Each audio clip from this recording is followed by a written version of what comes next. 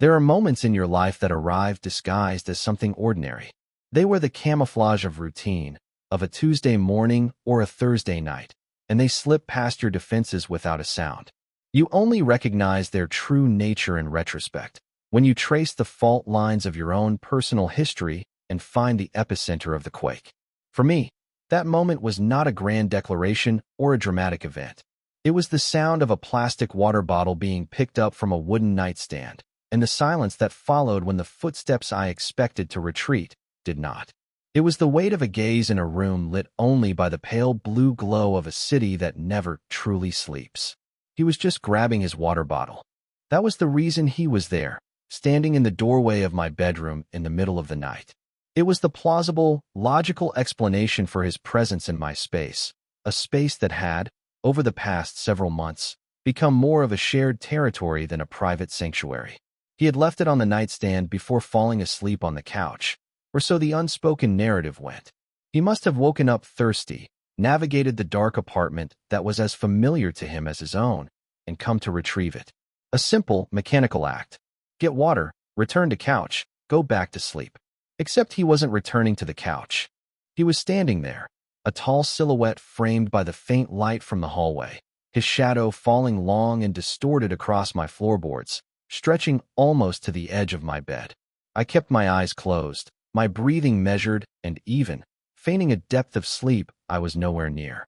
It had become a kind of self-preservation, this performance of obliviousness. To open my eyes would be to acknowledge the charged stillness in the air, to admit that this was not ordinary, that the space between us was humming with a strange and terrifying energy. To look at him would be to ask the question that was lodged in my throat, a question I was too afraid to voice. Why are you still standing there? My heart was a frantic drum against my ribs, a wild, panicked rhythm that felt loud enough to fill the entire room. I was certain he could hear it. I was certain it was giving me away. Each second he remained in the doorway stretched into an eternity, a taut wire of suspense pulled between his stillness and my feigned slumber. The air in the room seemed to change, growing thicker, heavier. I could feel the subtle shift as he moved, not away, but closer. One step, then another. The floorboards, old and prone to complaining, gave a soft, almost imperceptible groan under his weight. My entire body tensed. I focused on the pattern of the moonlight filtering through my blinds, creating a ladder of pale stripes across my comforter. I tried to anchor myself to that simple visual, to the mundane reality of light and shadow, but my awareness was entirely consumed by him, by his proximity. I could smell the faint, clean scent of the soap he used, a scent that clung to the pillows on my couch and had started to feel, unnervingly, like the scent of home.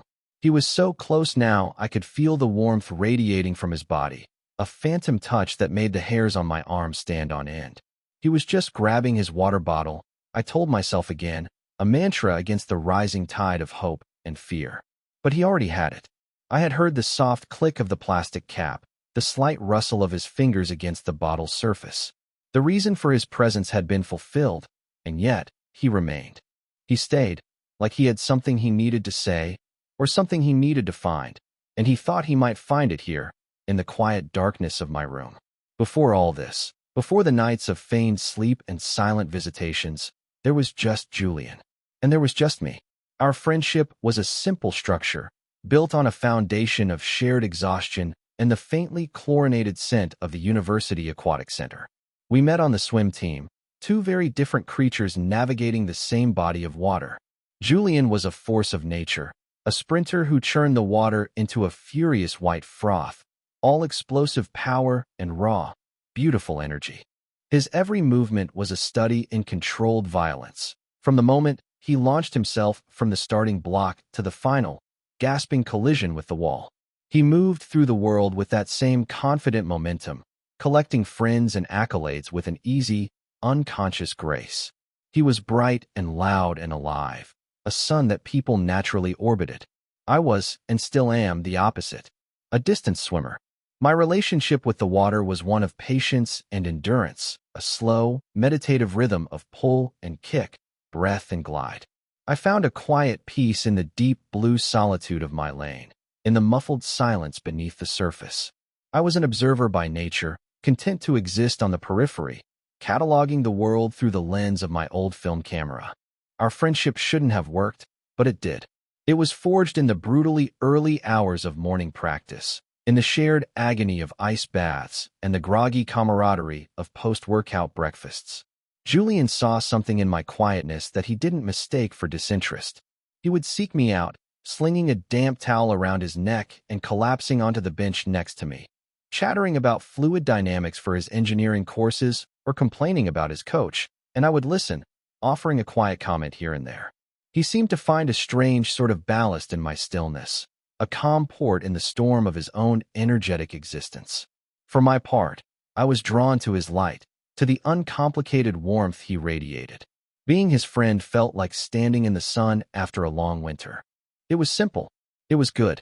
My feelings, of course, complicated things. But they were my own, a secret I kept folded away in a quiet corner of my heart. It wasn't a sudden revelation, but a slow, creeping dawn.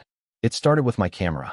I was a photography major, and I began bringing my camera to the pool, ostensibly for a project on the human form in motion. I took photos of everyone on the team, but my lens was always drawn back to Julian. I became a student of the way light caught the beads of water on his shoulders, the arc of his back as he dove, the look of pure, animal exhaustion and triumph on his face after a race. I was capturing more than just an athlete. I was capturing the essence of him, and in doing so, I was falling in love with every frame. I told myself it was artistic appreciation, an objective study of aesthetics.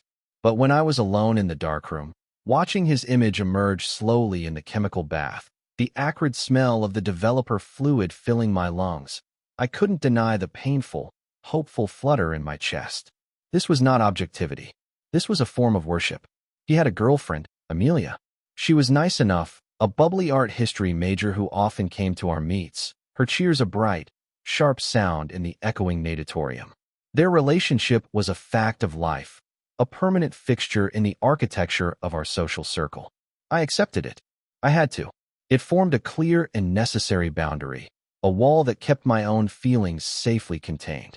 I could be his friend, his confidant, his quiet observer, because the possibility of anything more was so laughably remote it wasn't even worth considering. I packed my feelings down, compressed them into something manageable, and built the rest of our friendship on top of them. We grew closer over the years. We became each other's person. He would call me after a brutal exam, and I would bring him coffee. I would have a crisis over a photography project, and he would sit with me for hours in the darkroom, offering surprisingly insightful commentary. We built a comfortable, platonic intimacy, one that felt safe because it was so clearly defined. The wall of his relationship with Amelia held firm, and I was, in a strange way, grateful for it. It protected our friendship. It protected me from myself. The shift, when it came, was not a slow erosion but a seismic event. It was a Tuesday in late October, the air outside crisp with the promise of autumn's end. I remember the precise details of that evening with a clarity that still unnerves me. I was editing photos at my desk, the glow of the monitor casting long shadows in my small apartment. The project was on urban decay, and I was trying to find the beauty in a series of shots I'd taken of a derelict warehouse, all rust and broken glass. There was a knock on my door, a frantic, percussive sound that was entirely out of character for Julian, who usually just let himself in. I opened it to find him standing there, looking hollowed out. That's the only word for it.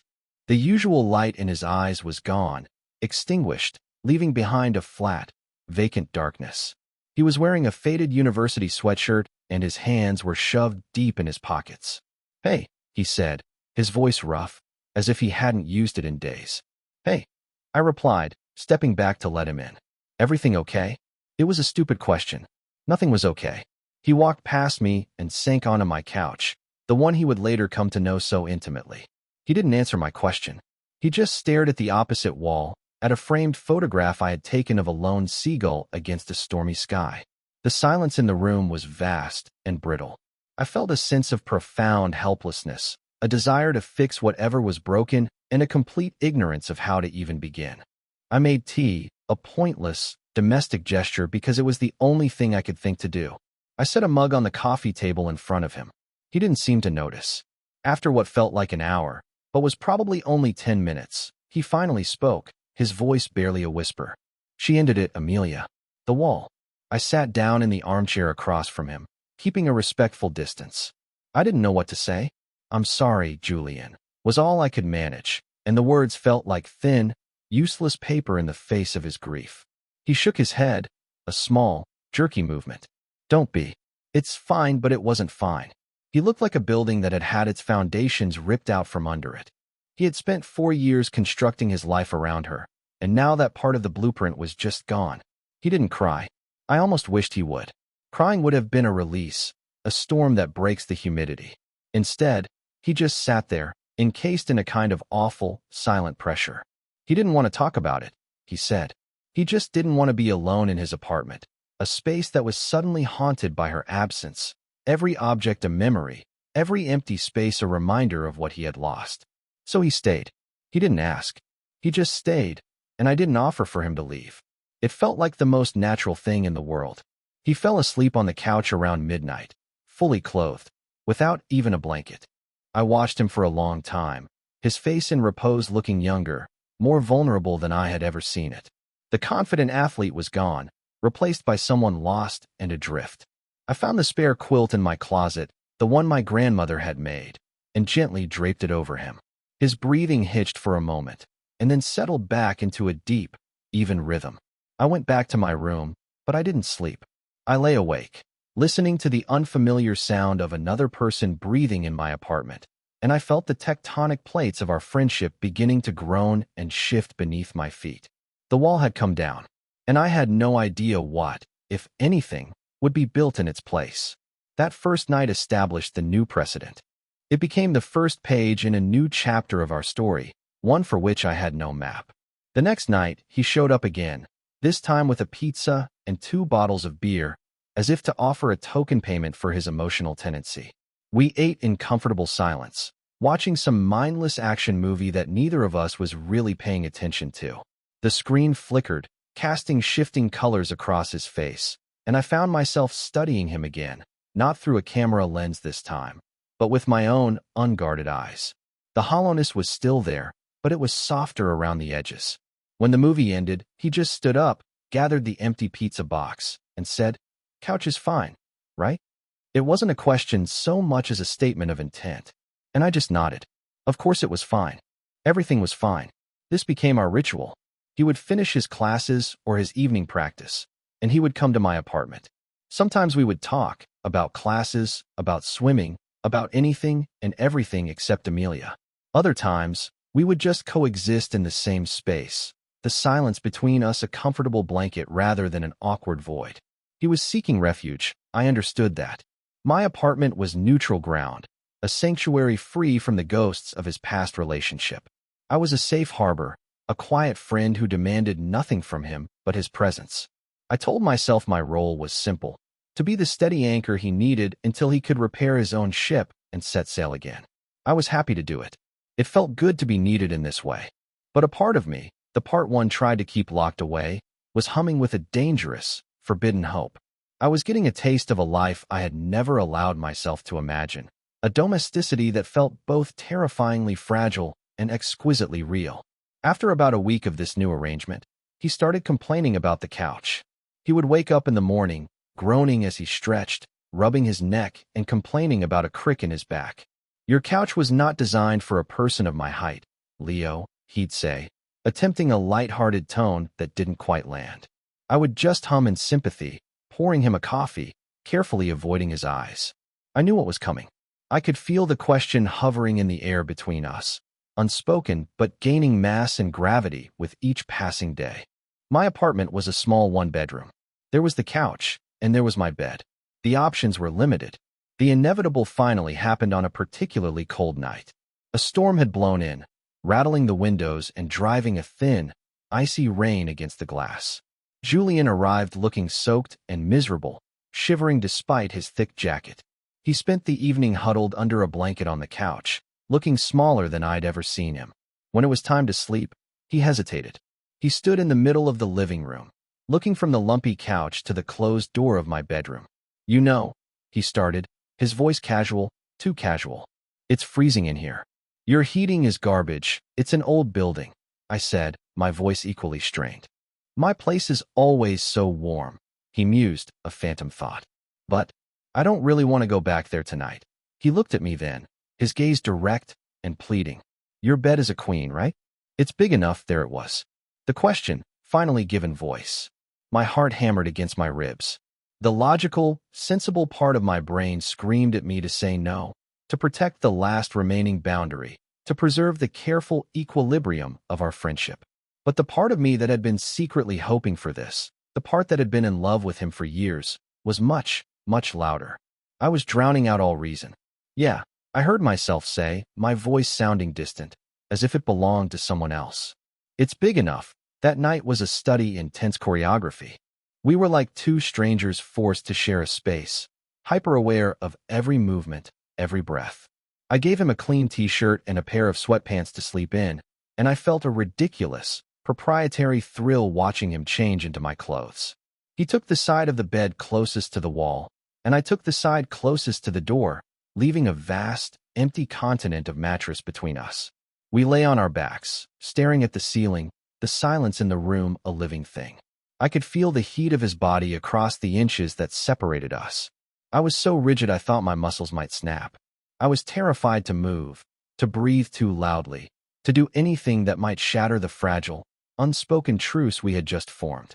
Eventually, I heard his breathing deepen, evening out into the slow, steady rhythm of sleep. Only then did I allow myself to relax, my body sinking into the mattress with a profound, bone-deep exhaustion I hadn't even realized I was carrying. I turned my head on the pillow, just enough to see his profile in the gloom. His face was soft in sleep, his features smoothed of all their daytime tension. A stray lock of dark hair had fallen across his forehead. I had the most overwhelming urge to reach out and brush it back, a simple, tender gesture. My hand actually twitched on the comforter before I clenched it into a fist, my nails digging into my palm. I couldn't. It was too much, a line I wasn't allowed to cross. But he had crossed a line, hadn't he? By being here, in my bed, he had redrawn the map of our entire relationship.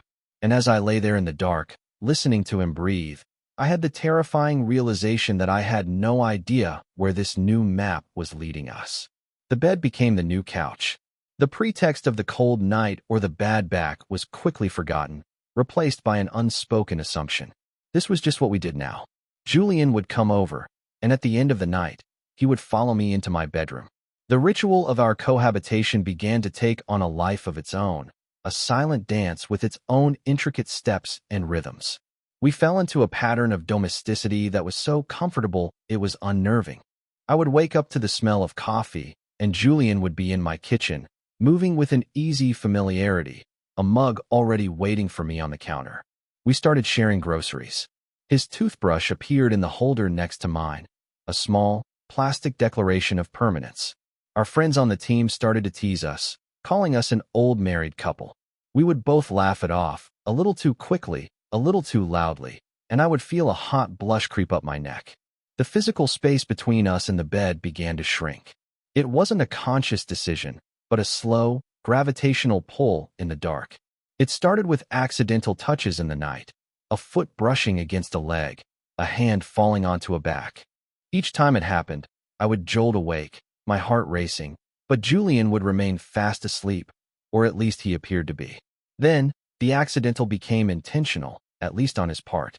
He was a restless sleeper, always had been, and he started to roll over in the night, seeking warmth, seeking contact. The first time he draped an arm over my waist, pulling me back against his chest, I stopped breathing. I lay there, rigid as a board, his arm a heavy, warm weight around me, his breath stirring the hair on the back of my neck. I felt simultaneously trapped and liberated. My mind was screaming with 1,000 alarms, warning me of the danger, of the inevitable heartbreak, but my body betrayed me, sinking into his hold, craving the contact I had denied myself for so long. I lived a strange, bifurcated existence during those weeks.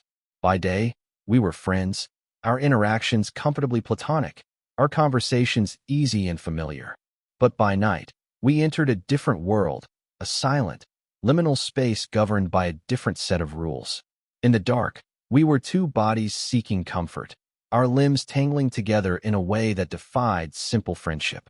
He would pull me close, his hand resting on my hip or his leg thrown over mine, and I would allow it, my heart a quiet ache in my chest. I became an expert at feigning sleep, at keeping my breathing even while my mind raced. I cataloged every detail: the solid warmth of his back pressed against mine, the surprisingly soft texture of his hair against my cheek, the faint, sleepy sighs he would make just before drifting off. I was living inside a dream I was terrified to wake from. My internal monologue was a constant, exhausting debate. I would analyze every gesture, every touch, searching for meaning. Was this just a physical manifestation of his emotional neediness? Was I just a convenient, warm body, a placeholder for the comfort he had lost? Or was it possible, just possible, that it meant something more? I would swing wildly between hope and despair.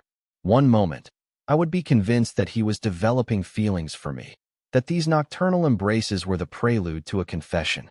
The next, I would be crippled by the certainty that I was misreading everything, that I was a fool building a castle of fantasy on a foundation of his grief. The ambiguity was excruciating. It was a beautiful, tender form of torture, and I was a willing participant. The anxiety began to seep into my art. I stopped taking photos of urban decay and started focusing on interiors, on empty rooms and unmade beds. My photographs were filled with a sense of yearning, of presence and absence. I took a self-portrait one afternoon. I set up the tripod in my bedroom, the light soft and gray through the window. In the photo, I am sitting on the edge of the bed, my back to the camera, looking at the indentation on the pillow next to mine, the ghost of a head, the trace of someone who was there but was now gone. When I developed the print, I was struck by the profound loneliness in the image. Was this my future? To be left with nothing but the shadow of him? The thought was a cold knot in my stomach. I knew this couldn't last. This fragile bubble of domesticity we had built was bound to pop. Something had to give. The tension had been stretched so taut for so long that it was only a matter of time before it snapped. The breaking point arrived on a Wednesday. It was a nothing day, distinguished only by its utter mundanity, which is so often the case with days that end up changing everything. Julian had had a terrible practice, followed by an even worse midterm for which he felt completely unprepared. He arrived at my apartment in a state of agitated exhaustion, his energy buzzing with a low-grade, anxious hum.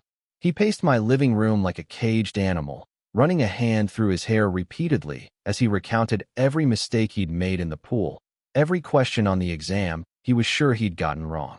I just listened, letting him vent, letting the storm of his frustration break against the shores of my quiet patience.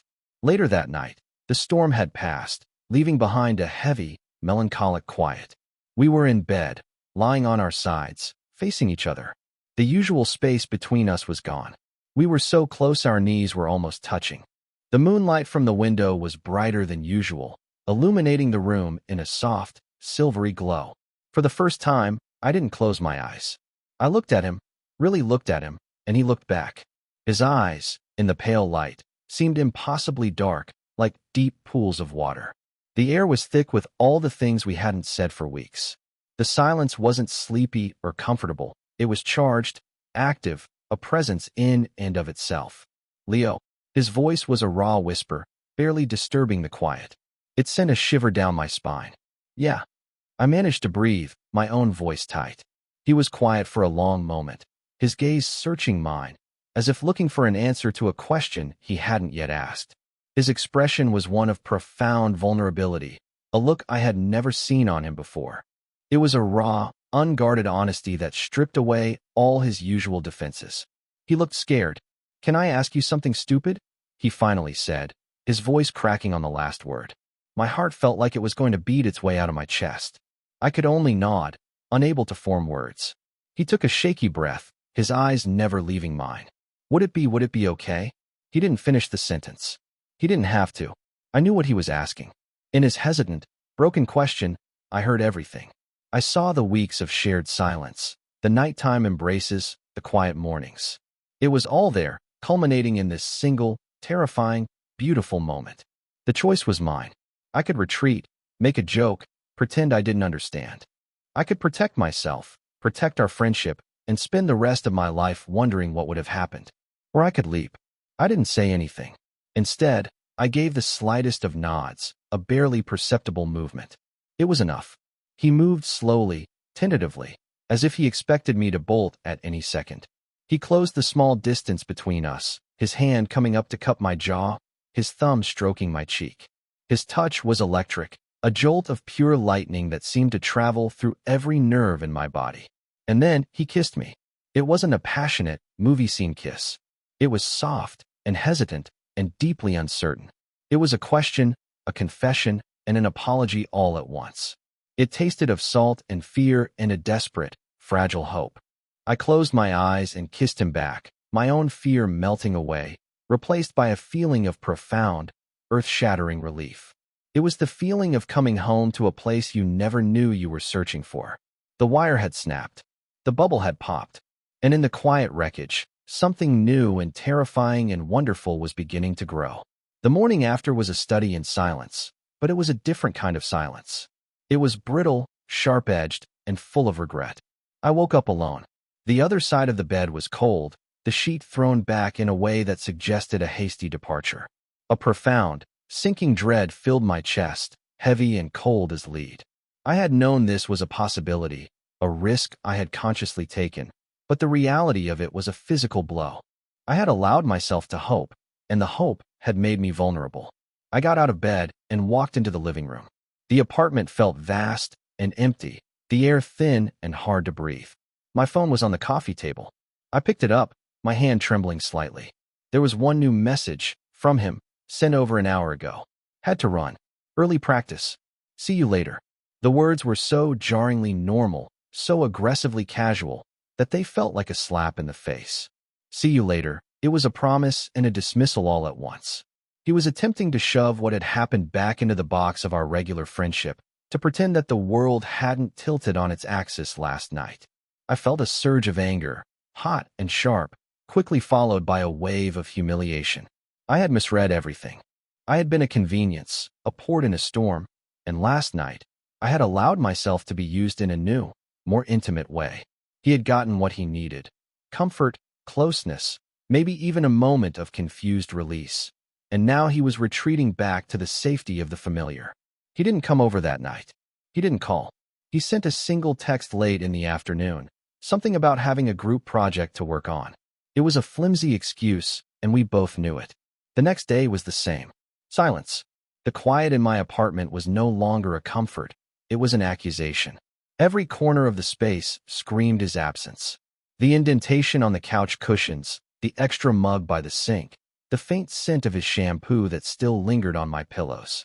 It was all evidence of a life we had briefly shared, a life that now felt like a figment of my imagination. The hurt was a physical thing, a constant, dull ache behind my ribs. But underneath the hurt, a harder, colder feeling was beginning to form, resolve. I couldn't let it end like this, in a fog of unspoken words and cowardly avoidance. Our friendship, and whatever had happened between us, deserved more than a ghosting. He had to face me. He had to give me the dignity of an explanation, even if it was one I didn't want to hear. I found him where I knew he would be, at the pool. It was late afternoon, and official practice had ended, but he was still there, swimming laps with a relentless, punishing rhythm. He was trying to outswim his own thoughts, to exhaust his body so he wouldn't have to deal with his mind. I sat on the bleachers, my camera bag at my feet, and I just watched him. He was a beautiful, powerful machine in the water, but his movements were ragged, lacking their usual fluid grace. He was swimming angry. He didn't see me until he finished a lap and stopped at the wall, pulling off his goggles and gasping for air. He pushed his wet hair back from his forehead, and then he looked up, his eyes scanning the empty stands, and he saw me. He froze. For a moment, I thought he might just dive back under the water and swim away. But he didn't. He slowly, reluctantly, pulled himself out of the pool, water streaming from his body. He grabbed a towel and walked towards me, his steps hesitant. "Hey," he said, his voice flat. He wouldn't meet my eyes, focusing instead on meticulously drying his hair. "Hey," I replied, my own voice surprisingly steady. "We need to talk, Julian," he sighed, a sound of pure, weary resignation. "Leo, I don't know." I cut him off, my voice sharper than I intended. You don't get to do that.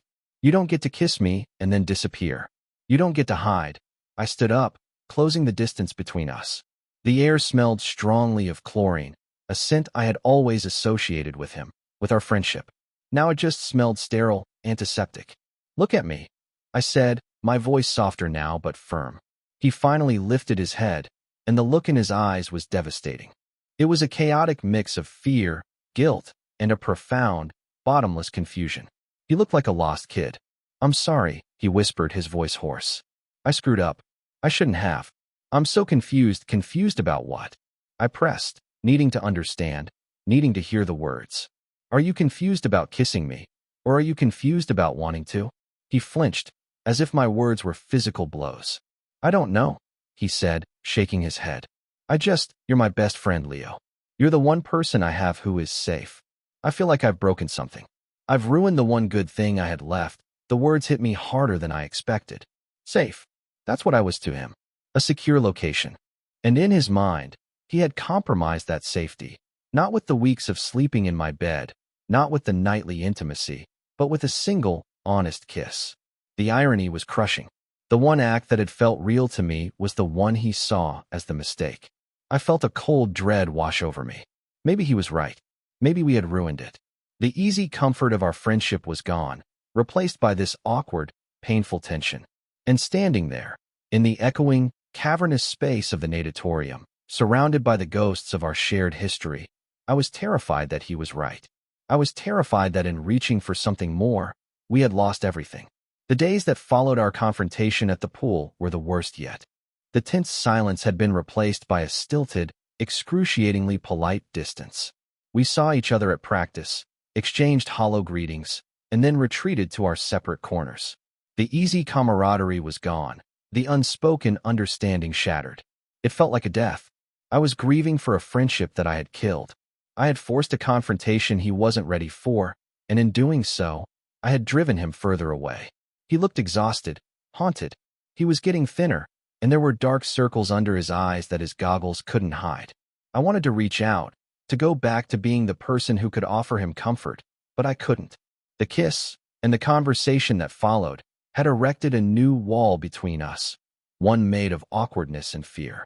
I threw myself into my photography, working late in the darkroom, the chemical smells a welcome assault on my senses, a distraction from the ache in my chest. But he was everywhere. In the way the light fell across an empty chair. In the composition of two objects sitting close together on a table. He had become so ingrained in the fabric of my life that his absence was a tangible presence, a void that had its own shape and weight. I realized, with a sickening lurch, that I had done exactly what I had always been afraid of. I had allowed my feelings to become visible, and in doing so, I had scared him away and destroyed the most important relationship in my life.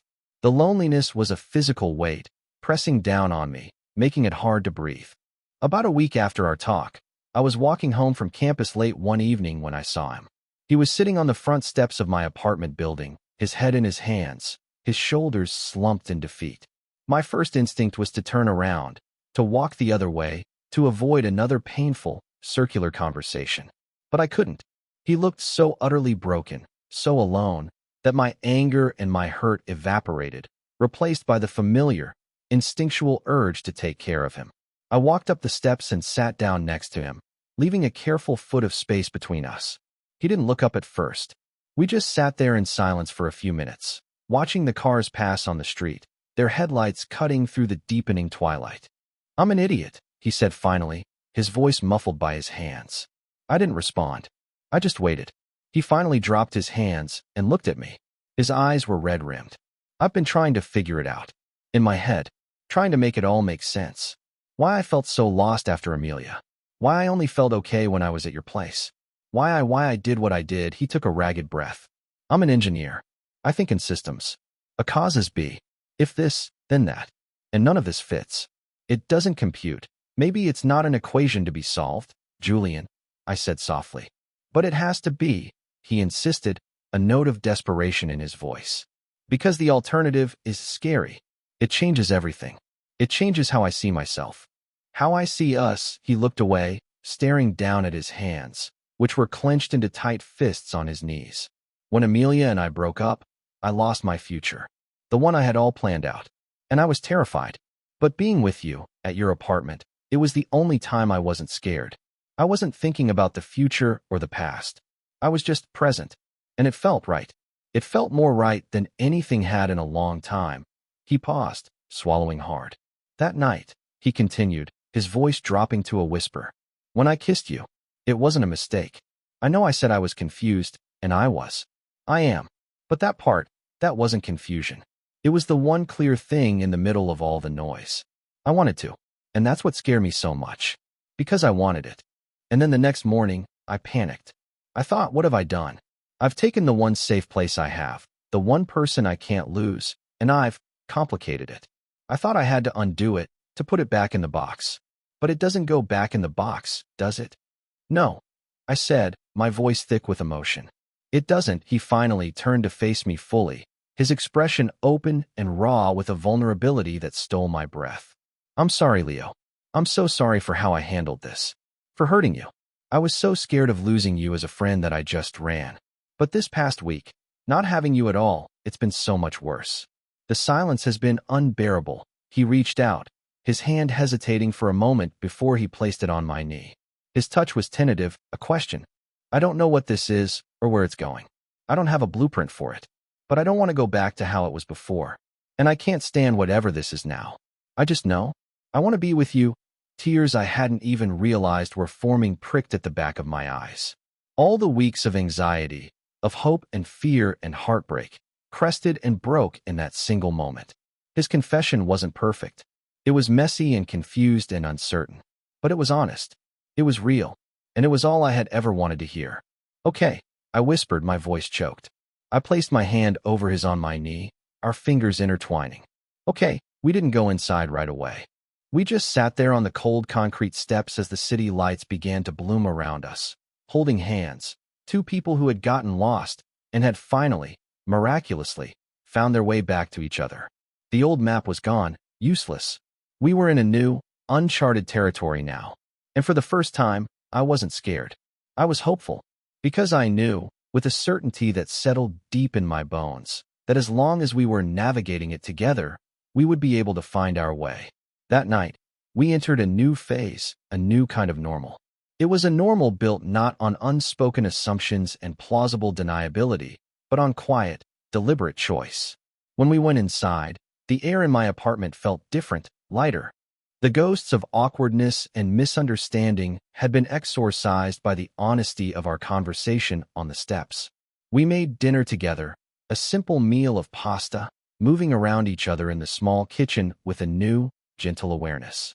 The physical space between us was no longer a minefield of potential misinterpretations, but a field of possibility. A brush of his arm against mine as he reached for the salt was just that, a touch, warm and real, not a symbol to be endlessly analyzed. When it was time for bed, there was a moment of shared hesitation at the door to my bedroom, the threshold that had become such a charged, symbolic boundary. He looked at me, a question in his eyes. But this time it was a different question. It wasn't asking for permission born of desperation, but for confirmation born of mutual understanding. I didn't answer with a nod this time. I reached out, took his hand, and led him into the room. I was no longer a passive observer in my own life, a silent participant in a ritual I didn't understand. I was an active architect of this new space we were building together. Sleeping next to him was entirely different. Before, my body had been a tense knot of hyper-awareness, my mind a frantic engine of analysis. Now, there was a profound sense of peace. When he rolled over and pulled me close, his arm wrapping around my waist, I didn't feign sleep. I relaxed into his hold, my body melting against his with a sigh of relief. I could feel the steady, reassuring beat of his heart against my back. It was a rhythm that spoke of safety, of presence, of a home I had finally found. I fell asleep that night faster than I had in months, a deep, dreamless sleep, secure in the knowledge that when I woke up, he would still be there. And he was. I woke to the soft gray light of dawn filtering through the blinds, and the first thing I saw was his face. He was awake, lying on his side, watching me. There was no confusion in his expression now, no fear. Just a quiet, gentle curiosity, and something else, something that looked so much like affection it made my heart ache in the best possible way. He smiled, a small, sleepy smile that crinkled the corners of his eyes.